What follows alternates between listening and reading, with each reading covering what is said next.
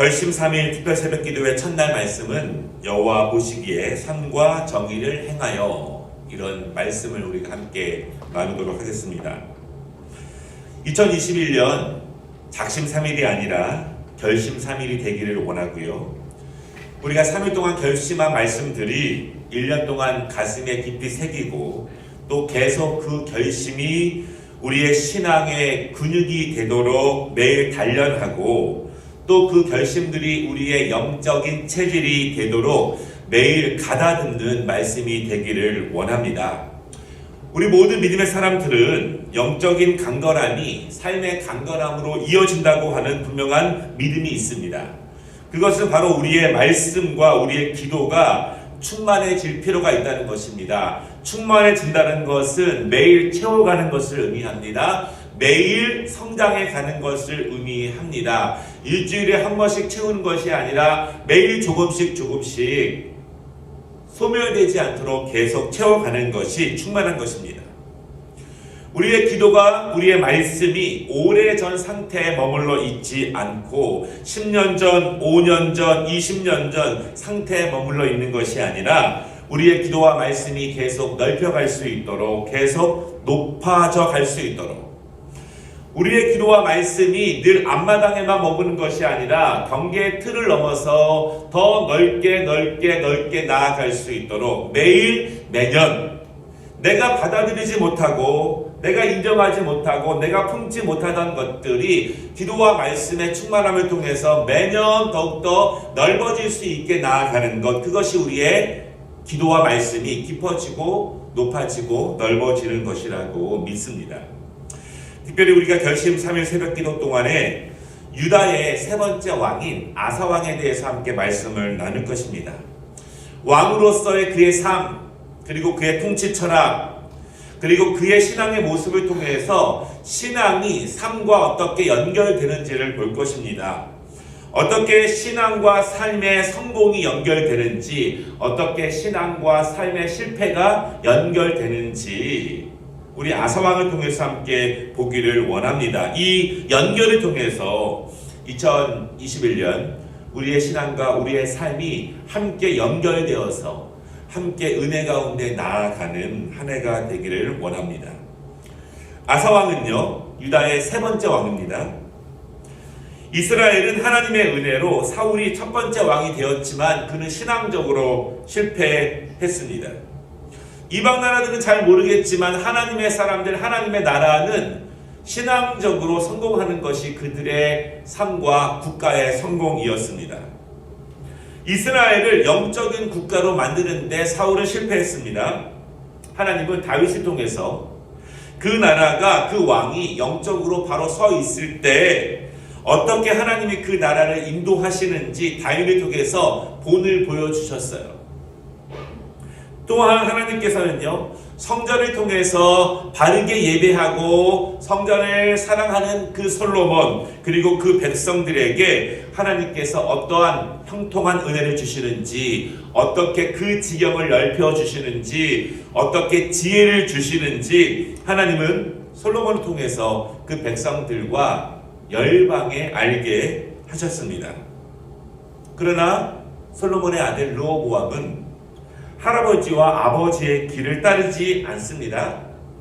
하나님의 뜻을 구하는 것이 아니라 젊은 똑똑한 신하들의 의견을 구하고 그들의 뜻에 귀를 기울입니다. 결국 이스라엘은요, 북쪽 이스라엘과 남쪽 유다로 나라가 갈라지게 됩니다. 하나님의 뜻이 아니었죠. 르호보암의 아들 아비야는 이 유다의 두 번째 왕이 되었습니다. 이 아비야는 다윗과 그의 할아버지 솔로몬의 신앙을 따르지 않습니다.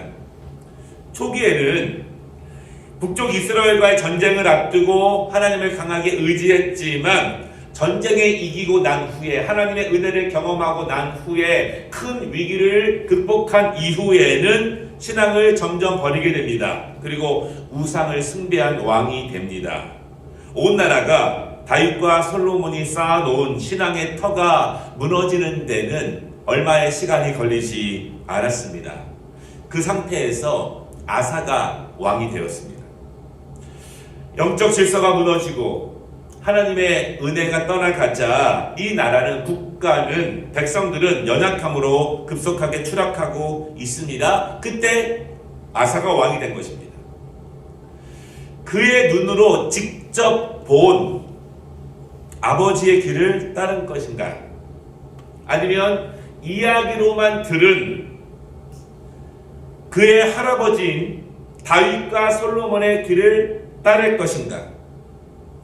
왕으로서의 이스라엘의 영적 침체와 국가적인 추락을 보면서 왕으로서 다시 일으킬 수 있는 마음과 계획과 목적을 가지고 있는데, 과연 이 아사는 무엇을 기준으로 삼으며 따라갈 것인가? 이것입니다.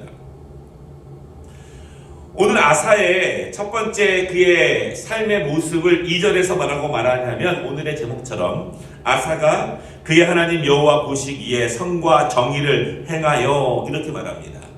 아사의 기준은 하나님이에요. 다윗도 아니고 솔로몬도 아닙니다. 다만 다윗이 바라보고 솔로몬이 섬긴 그 하나님을 봅니다. 그 하나님의 뜻을 기준으로 삼는 거예요. 앞으로 통치 철학, 백성들의 강건함을 위해서 무엇을 기준으로 삼아야 하는가, 나라를 바로 세우기 위해서 출발점을 어디에 세워야 하는가, 추락해 가고 허물어져 가고 연약해져 있고 영적으로 침체되어 있는 그 나라를 다시 세우기 위해서 어디에 기준을 둘 것인가. 하나님의 사람들에게는 이 출발점이 굉장히 중요합니다. 어느 정도의 수준의 나의 출발점을 삼을 것인가, 낮은 수준에서 나의 출발점을 삼을 것인가, 아니면 높은 수준에서 우리의 출발점을 찾을 것인가.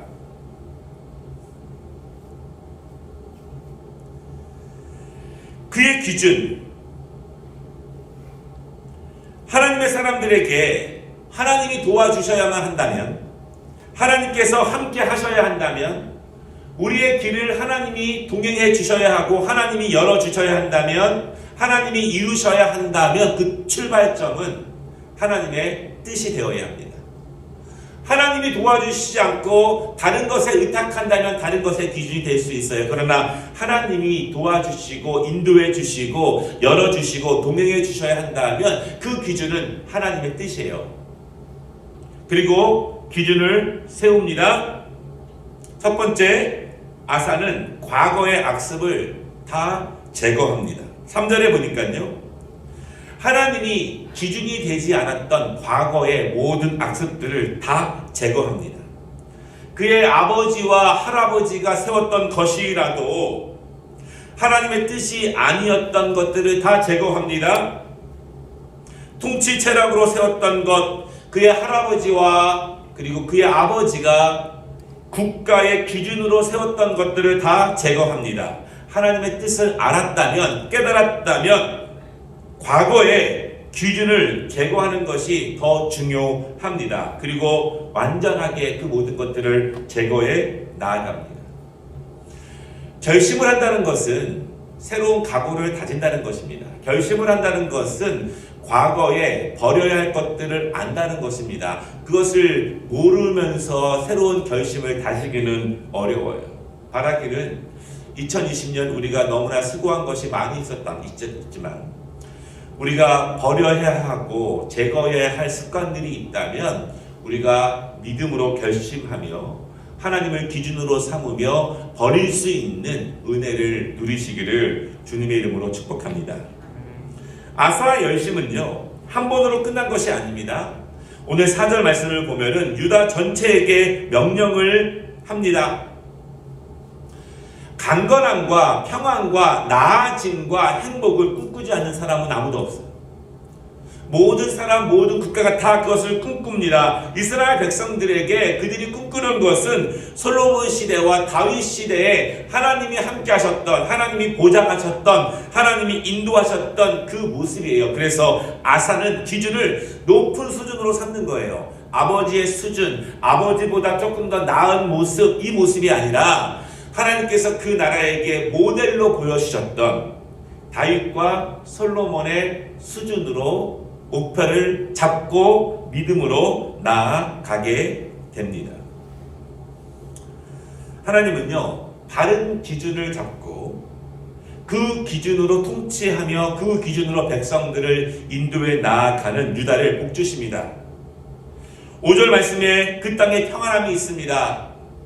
그리고 6절 말씀에 그 땅에 전쟁이 없고 나라 여러 도시들, 성읍들을 다시 재건할 수 있는 강건함을 국가 전역에서 세움을 가지고 시작하게 됩니다.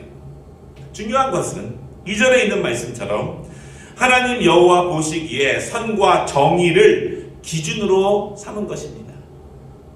상대적인 평가가 아니라 다른 사람보다 어떤 것보다가 아니라 하나님 보시기에 인간적인 선과 정의가 아니라 상황에 따라서 달라지는 선과 정의가 아니라 언제나 변함없는 하나님의 말씀과 하나님의 뜻의 선과 정의를 국가의 통치 철학으로 그 백성들이 하나님 앞에 강건해지는 영적 원리로 그 법칙을 기준으로 삼게 됩니다.